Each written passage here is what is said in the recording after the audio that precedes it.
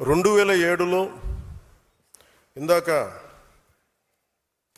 మన తెలంగాణ నుంచి వచ్చిన ఇక్కడ మన భైరబాస సాంబశివుడు మాట్లాడింది.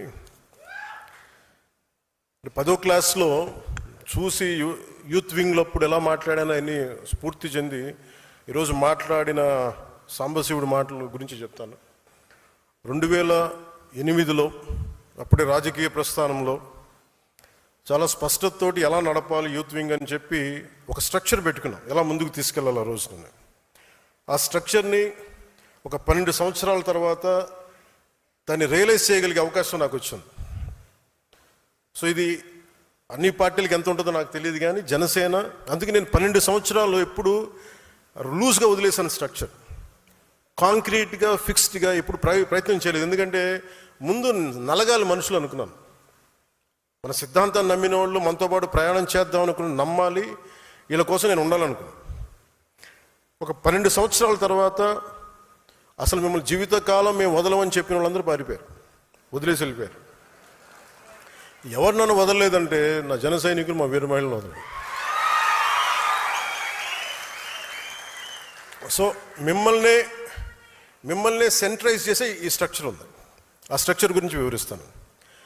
మూడవది, మీరు బాధ్యతలు వహించబోతున్నారు కాబట్టి మీకు ఐడియాలజీ 7 సిద్ధాంతాలని కొంచెం భారం అవ్వచ్చు వినడానికి, కొంచెం ఓపికగా ఉంటే భవిష్యత్తులో మీరు దీన్ని ముందుకు తీసుకెళ్ళడానికి అవకాశం ఉంటుంది. దాని మీద ఐడియాలజీ గురించి మాట్లాడతాను. అలాగే వే ఫార్వర్డ్, మిగతా రాష్ట్రాలు ఇంత ప్రేమగా వచ్చారు. కర్ణాటక నుంచి సూక్ష్మ శ్రీనివాసన్ గారు వచ్చారు. మిగతా రాష్ట్రాల్లో మనం ఎంత చేయగలం, ఏ మేరకు మనం మద్దతు తెలపగలం, ఒక పక్క స్టేట్కి మనం జనసేన నుంచి ఇక్కడ కూర్చొని ఏం చేయగలం, దట్ విల్ హ్యావ్ దానికి ఒక దారి వెతుకుతాం. అలాగే వే ఫార్వర్డ్లో ఈ అలయన్స్ ప్రభుత్వం, ఎన్డీఏ అలయన్స్ ప్రభుత్వం, తెలుగుదేశం, భారతీయ జనతా పార్టీ, జనసేన, ఈ అలయన్స్లో ఆంధ్రప్రదేశ్కి సంబంధించి ఈ వే ఫార్వర్డ్ ఎట్లాగా, లోకల్ బాడీస్ ఎలాగా, ఆ అలయన్స్ ఏర్పడటానికి వచ్చిన పరిస్థితులు వివరిస్తూ భవిష్యత్తు ఎలా ఉండాలని చాలా స్పష్టంగా మీకు తెలియజేస్తాను. అలాగే భారతదేశం, మొన్న మోదీ గారు మెసేజ్ చూశారు అందరూ, దాన్ని జనసేన తరపు నుంచి మనం ఎలా ముందుకు తీసుకెళ్ళాలి, ఈ 2 మీకు తెలియజేస్తాను.